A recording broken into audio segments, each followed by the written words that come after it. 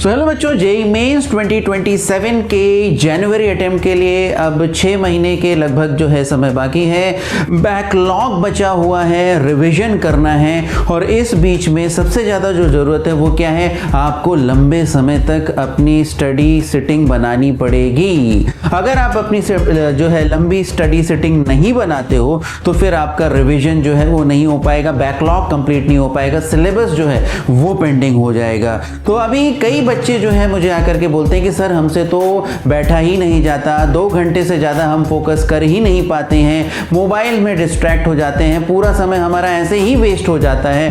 तो एक चीज़ मैं आपको बताना चाहता हूं बच्चों कि अगर अभी इस क्रिटिकल समय में आप अपनी जो स्टडी आवर्स हैं उसको लॉन्ग नहीं करते हो, लंबा सिटिंग आवर्स आप नहीं लेते हो, तो फिर आपका जेईई मेंस और एडवांस में अच्छे परसेंटाइल के साथ सिलेक्शन होना बहुत ही ज़्यादा मुश्किल है। यदि आपको अच्छा परसेंटाइल चाहिए, अच्छी रैंक चाहिए, अच्छा कॉलेज चाहिए तो मेहनत करनी पड़ेगी और मेहनत का मतलब है लॉन्ग सिटिंग आवर्स। लेकिन केवल लॉन्ग सिटिंग आवर्स जो है वो करने से नहीं होगा, केवल बैठे रहने से नहीं होगा। एक प्रॉपर स्ट्रैटेजिक वे में, प्रॉपर प्लानिंग के साथ जो है प्रॉपर मेथोडोलॉजी को फॉलो करते हुए जो है हमें अपनी सिटिंग लंबी रखनी है और उस सिटिंग से जो हम समय इन्वेस्ट कर रहे हैं उससे मैक्सिमम आउटपुट जो है हमें अपने लिए जनरेट करना है। तो आज के इस वीडियो में मैं इसी चीज को जो है डिस्कस करने वाला हूं कि किस तरह से हम अपनी जो सिटिंग है उसको लंबा कर सकते हैं। आज मैं कुछ 12 टेक्निक्स जो है डिस्कस करूंगा। ये कुछ ऐसी टेक्निक्स हैं जो मैंने अपने स्टूडेंट लाइफ में लगाई थी और जिससे मुझे काफी कुछ हेल्प हुआ, और कुछ ऐसी टेक्निक्स हैं जिनको मैंने अपने स्टूडेंट्स को जो है फॉलो करवाया पिछले कई सालों में, और बहुत से जो वो स्टूडेंट्स हैं इन टेक्निक्स को लगा करके उनका काफ़ी अच्छा परसेंटाइल आया और आज वो टॉप आईआईटीज़ एनआईटीज़ में पढ़ रहे हैं। तो इस वीडियो में हम डिस्कस क्या करने वाले हैं, तो 12 रूल्स हम डिस्कस करने वाले हैं, कैसे हम अपनी जो सिस्टम है उसको सेट करके सेट रोलिंग कर दें और फिर उसके बाद अपने डे की प्लानिंग जो है किस तरह से करें जिससे कि हम अपने डे से मैक्सिमम आउटपुट निकाल सकें और मैक्सिमम सिटिंग जो है हम अपने दिन में ले सकें। स्प्रिंट स्टडी मेथोडोलॉजी के बारे में हम इस वीडियो में डिस्कस करेंगे और किस तरह से हम अपने जो लंबी सिटिंग के लिए जो स्टेमिना होता है उस स्टेमिना को हम कैसे डेवलप कर सकते हैं, ये सारी चीजें आज के हम इस वीडियो में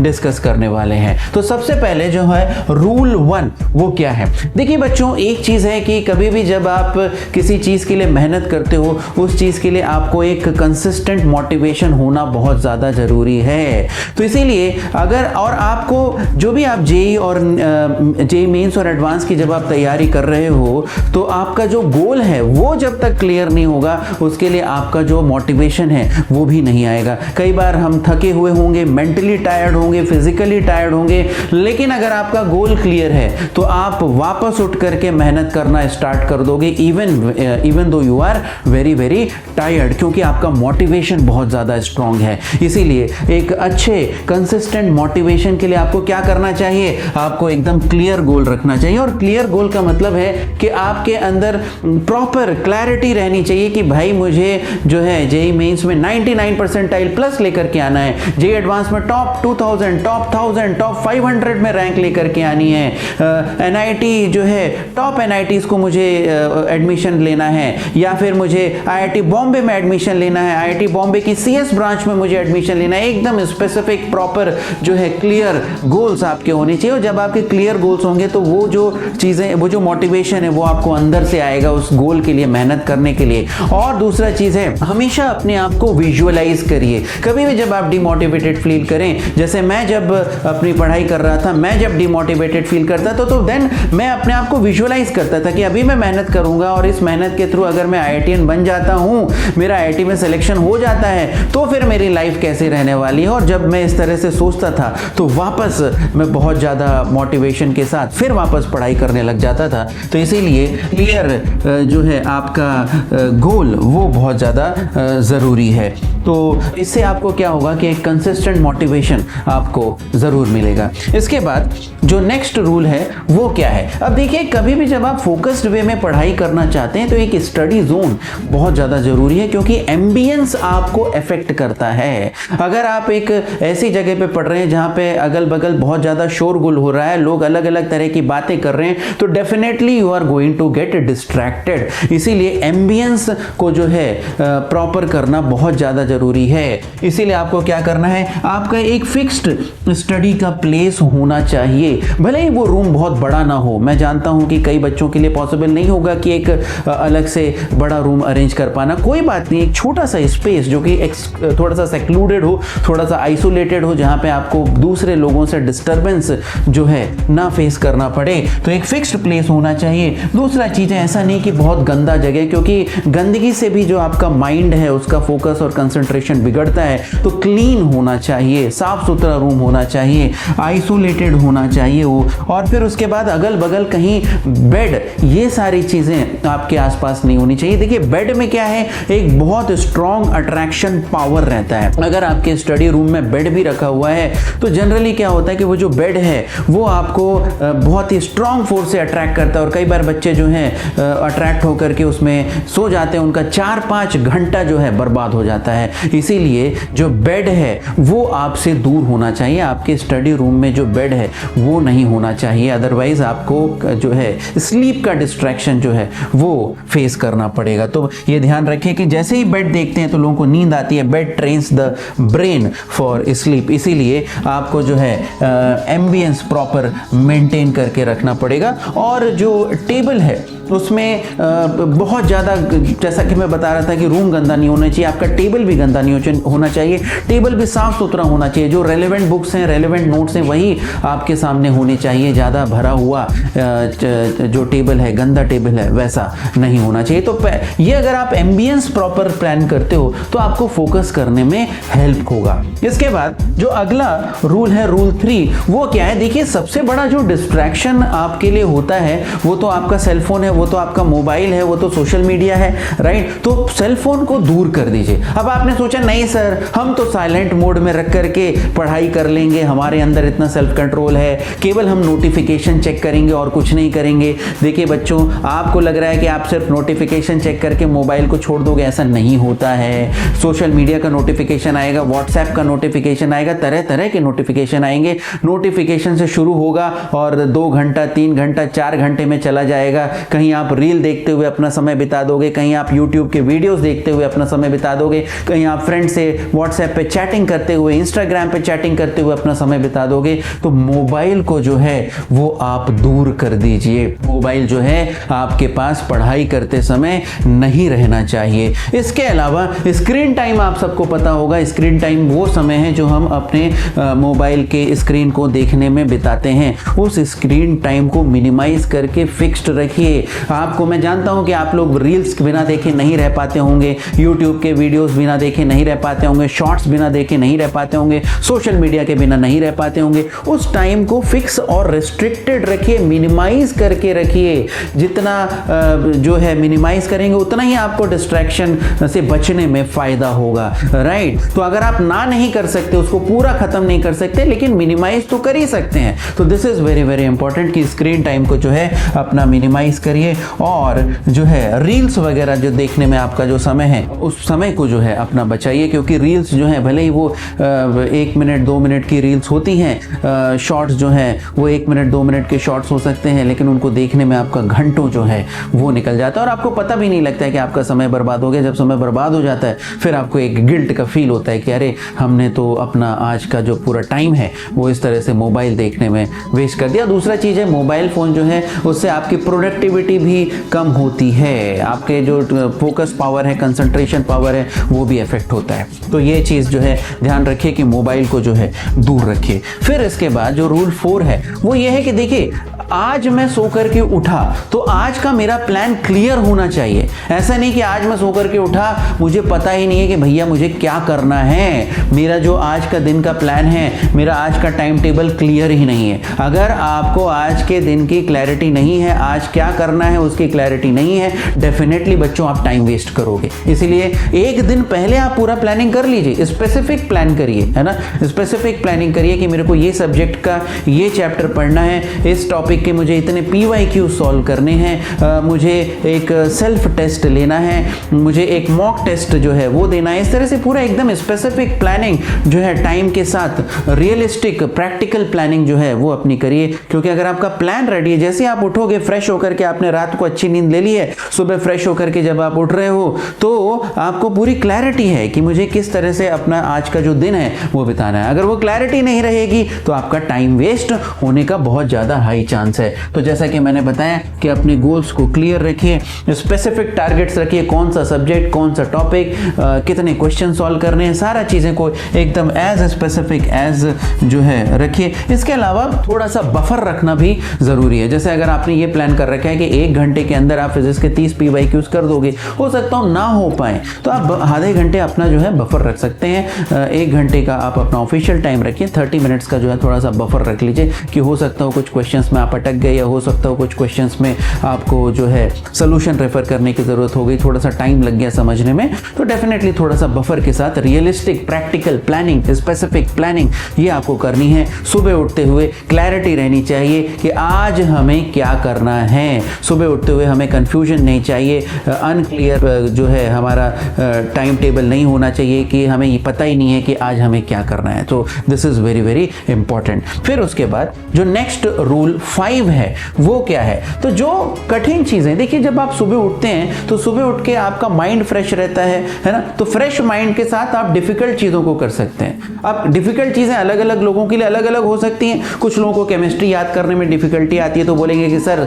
सुबह उठ करके सबसे पहला चीज़ तो है कि हम केमिस्ट्री का जो याद करने वाली चीज़ें इनऑर्गेनिक केमिस्ट्री है वो हम पढ़ेंगे। किसी ने कहा कि नहीं सर मैथ्स में मुझे बहुत ज़्यादा डिफिकल्टी आती है, तो कोई बात नहीं, सुबह उठ करके आप मैथ्स की पढ़ाई कर लीजिए। किसी ने कहा कि सर फिजिक्स के जो प्रॉब्लम्स हैं वो मुझे बहुत परेशान करते हैं, तो कोई बात नहीं, आप सुबह उठ करके फिजिक्स की प्रॉब्लम्स कर लीजिए। जो चीज़ें आपको हार्डेस्ट लग रही हैं, डिफिकल्ट लग रही हैं, जो चीज़ें आपको परेशान कर रही हैं उसको आप सबसे पहले कर लीजिए, राइट। तो जो डिफिकल्ट चीज़ें हैं उनको पहले करिए और फिर उसके बाद जो आसान चीज़ें हैं उनको, जब आपका माइंड थोड़ा सा थक जाता है तब आप ये आसान चीज़ें हैं उसको भी कर लोगे। लेकिन अगर डिफिकल्ट चीज़ें जो हैं थके हुए माइंड के साथ करोगे तो आपकी जो प्रोडक्टिविटी है कम है, टाइम वेस्ट जो है जो वो आपका ज़्यादा हो जाएगा, राइट। तो ये सब चीज़ें करने से थोड़ा आपको इंकरेजमेंट भी फील होगा और लंबा सिटिंग आवर रखने का आपका गोल है वो भी, उसमें भी आपको हेल्प मिलेगी। इसके अलावा अब किसी ने सोचा कि नहीं सर अब तो मैं 10 घंटे लगातार पढ़ूंगा,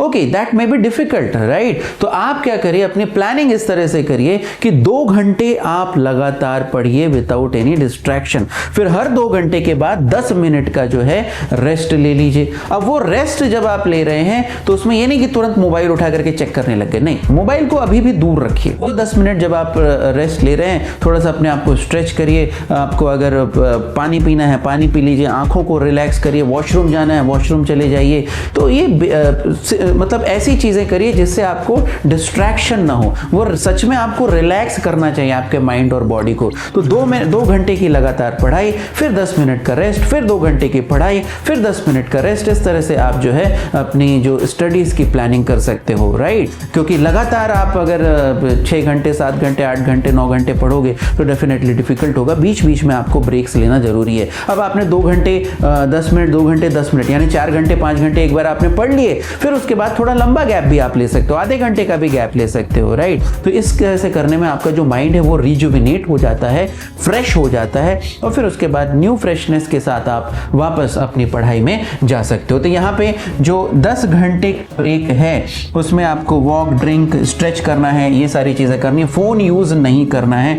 2 घंटे जब आप पढ़ाई कर रहे हो तो फ़ोन यूज़ नहीं करना है, गॉसिपिंग नहीं करनी है, फोकस्ड वे में जो है अपनी पढ़ाई जो है उसको करना है, राइट। इसके बाद जो नेक्स्ट आपका रूल होता है कि एक्टिव स्टडी करनी है। ऐसा नहीं कि बस पढ़ लिया, है ना, एक क्लैरिटी के साथ पढ़ाई करनी है कि जब आपने थ्योरी पढ़ी उसके बाद क्वेश्चन सॉल्व करके देखिए कि आपसे क्वेश्चन हो रहा है कि नहीं हो रहा है। इसे एक्टिव स्टडी कहा जाता है। ऐसा नहीं कि बस थ्योरी कर लिया, क्वेश्चंस जो है बस देख लिए, सॉल्व हो रहे हैं नहीं हो रहे हैं कोई फर्क नहीं पड़ता। नहीं, देखिए कि सॉल्व हो रहे हैं या नहीं हो रहे हैं। नहीं हो रहे हैं तो देखिए क्यों नहीं हो रहे हैं, फाइंड आउट करिए, उसको इंप्रूव करने की कोशिश करिए। ठीक है, इसी तरह से जो आपने कॉन्सेप्ट्स पढ़े हैं उसको रिकॉल करने की कोशिश करिए, है ना। ऐसे नहीं कि बस पढ़ लिया फिर उसके बाद भूल गए, फिर कोई फर्क नहीं पड़ता है, सर हमने तो पढ़ा था लेकिन हमारा सब कुछ दिमाग से साफ हो गया। ऐसा नहीं करना है, उसको रिकॉल करने की कोशिश करिए। देखिए आपको याद है कि नहीं याद है, एक बार चेक करिए, क्वेश्चंस हो रहे हैं कि नहीं हो रहे हैं, ये चेक करिए। इसीलिए एक्टिव स्टडी करिए, पैसिव स्टडी मत करिए। ये भी एक बहुत इंपॉर्टेंट चीज है। पैसिव का मतलब है केवल पढ़ाई किया, हाईलाइट किया और आपको लगा आपने बहुत कुछ कर दिया है, लेकिन आपको 2 दिन बाद जब चीजें पूछी गई कुछ नहीं आ रहा है, क्वेश्चन भी सॉल्व नहीं हो रहे हैं। एक्टिव स्टडी का मतलब है कि आपने रिकॉल करके चेक किया कि आपको सब कुछ याद है कि नहीं याद है, सब कुछ आपको अच्छे से याद है, फिर आपसे क्वेश्चंस भी हो रहे हैं, आपने क्वेश्चन सॉल्व करके देखे हैं। अगर आपसे कहीं कुछ चीजें गैप हो रही हैं, नहीं बन रहे हैं, तो आप उसको इंप्रूव करने की कोशिश कर रहे हो कि भाई कहाँ पे गैप हो रहा है, क्यों नहीं बन रहा है। तो इसे हम कहते हैं एक्टिव स्टडी, राइट। तो ये भी बहुत इंपॉर्टेंट है। और फिर उसके बाद सब्जेक्ट्स को रोटेट करते रहिए, है ना। कई बार क्या होता है कि लंबे समय तक एक ही सब्जेक्ट जब आप पढ़ते हो, अब ये आपके ऊपर डिपेंडेंट है ना, कि भाई आपने लंबे समय तक एक सब्जेक्ट पढ़ लिया, आपको अच्छा लग रहा है, बोरडम फील नहीं हो रही, मजा आ रहा है, तो ठीक है करो। लेकिन कई बार बच्चों को बोरडम फील होती है, तो आप क्या करिए, आप रोटेशन करिए। एक समय तक जो है आप सब्जेक्ट को करिए, फिर उसके बाद जो है दूसरा सब्जेक्ट करिए, फिर उसके बाद तीसरा सब्जेक्ट करिए, है ना। जैसे मान लीजिए आप मॉर्निंग में आपने सोचा कि चलो हम मैथ्स कर लेते हैं, तो ठीक है, आफ्टरनून में आप केमिस्ट्री करिए, इवनिंग में आप फिजिक्स कर लीजिए, या आपको सुबह फिजिक्स करना है फिजिक्स कर लीजिए, बीच में केमिस्ट्री कर लीजिए, शाम को मैथ्स कर लीजिए, जो आपको सूट करे, जो आपको अच्छा लगे। लेकिन रोटेशन करने से जो है आपको जो है बोरडम जो है वो फील नहीं होगी और इंटरेस्ट जो है आपका पढ़ाई में बना रहेगा। इसलिए subject rotation is also an important technique. फिर उसके बाद जो अगला रूल है वो ये है कि आप अपने आउटपुट की भी एनालिसिस करते रहिए। ऐसा नहीं है कि आपने कहा कि सर हमने तो आज 12 घंटे पढ़ लिए, लेकिन उन 12 घंटों में आपने क्या किया, उन 12 घंटों में आपने कितने चैप्टर्स पढ़े, उन 12 घंटों में आपने कितने PYQ सॉल्व किए, उन 12 घंटों में आपने कितने मॉक टेस्ट दिए, उन 12 घंटों में आपने किन किन चैप्टर्स की जो थ्योरी है, कॉन्सेप्ट्स हैं, वो रिवाइज किया। तो ये सारी चीजें एकदम क्लियर होनी चाहिए, स्पेसिफिक डिटेल्स हमारे पास होनी चाहिए। ऐसा नहीं कि बस हमने 12 घंटे पढ़ लिए, प्रोडक्टिविटी हमारी कुछ नहीं थी, हमने एक चैप्टर का भी कॉन्सेप्ट कवर नहीं कर पाए, हमने 5-10 PYQ भी हम सॉल्व नहीं कर पाए। तो ये ऐसा नहीं, आपको स्पेसिफिक जो है आउटपुट का एनालिसिस होना चाहिए कि आप बैठ करके कितना आउटपुट प्रोड्यूस कर पा रहे हो। तो कितना कॉन्सेप्ट आपने रिवीजन किया, कितने PYQs किए, कितनी टेस्ट एनालिसिस की, ये सारी चीजें जो है आपको क्लियर होनी चाहिए, राइट। तो अपने स्टडी आवर से अपने आउटपुट को मत ट्रैक करिए। आउटपुट ट्रैक करना है तो ये देखिए कितने चैप्टर्स हुए, कितने कॉन्सेप्ट्स कवर हुए, कितने PYQs हुए, कितने आपने मॉक टेस्ट दिए। इन सब चीजों से आप अपने जो सिटिंग आवर्स हैं उसका आउटपुट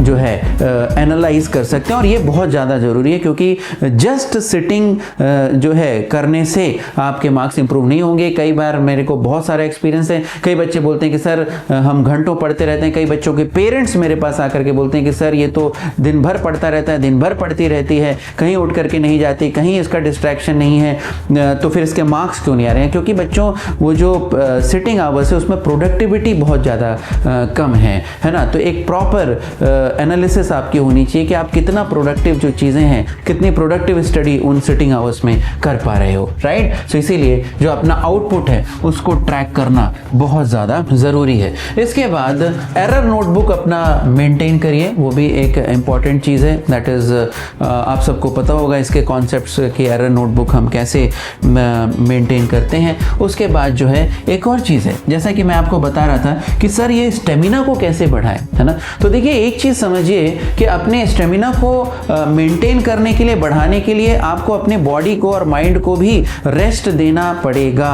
तो सबसे पहले तो 7 से 8 घंटा सोना बहुत ज़्यादा ज़रूरी है। रेगुलर स्लीप लीजिए, 7 से 8 घंटा प्रॉपर डीप स्लीप लीजिए और प्रेफर करिए रात को ही सोने का। कई बच्चे रात को पढ़ते हैं, दिन में सोते हैं, उससे आपकी जो बॉडीली साइकिल है वो इफेक्ट होती है। तो प्रेफर करिए कि रात में सोइए, है ना। तो एक डीप स्लीप आपको बहुत ज़्यादा ज़रूरी है। मॉडरेट खाइए, ऐसा नहीं कि आप जो है ऐसी चीज़ें खा रहे हैं जिससे आपकी हेल्थ इफेक्ट हो रही है, तो मॉडरेट ईटिंग करिए।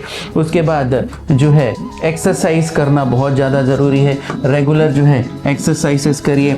और फिर उसके बाद कई बच्चे क्या करते हैं कि कॉफ़ी ये सब चीज़ें लेने लग जाते हैं जिससे कि उनको नींद ना आए। तो बहुत ज़्यादा एक्सेसिव ये चीज़ें ना करें, क्योंकि इससे भी आपकी बॉडी को जो है नेगेटिव इफेक्ट होता है। तो दो चीज़ें बहुत ज़्यादा इंपॉर्टेंट है। पहला चीज़ है proper sleep and proper diet. अगर आप प्रॉपर स्लीप और प्रॉपर डाइट मेंटेन करके रखते हो तो आपका जो स्टेमिना है वो अपने आप मेंटेन रहेगा। अगर आपकी बॉडी हेल्दी है तो आप अपने आप जो है पढ़ाई कर पाओगे, लेकिन अगर आपकी बॉडी हेल्दी नहीं है, आपका स्टेमिना मेंटेन्ड नहीं है, तो फिर आपको लॉन्ग आवर्स जो है पढ़ाई करने में दिक्कत होगी। तो ये भी एक इम्पॉर्टेंट चीज़ है। और फिर उसके बाद रूल 12 में कि अपने दिमाग को ठंडा रखिए, अपने दिमाग को शांत रखिए, है ना। फोकस करने के लिए अपने दिमाग को ठंडा रखना, शांत रखना, फोकस्ड रखना बहुत ज़्यादा ज़रूरी है। तो उसके लिए क्या करना चाहिए भाई? उसके लिए जो है जैसा कि मैंने बताया कि कॉमन टेक्निक्स क्या होती हैं, योगा हो गया, प्राणायाम हो गया, मेडिटेशन हो गया, ये सारी चीज़ें जो है, डीप ब्रीदिंग हो गई,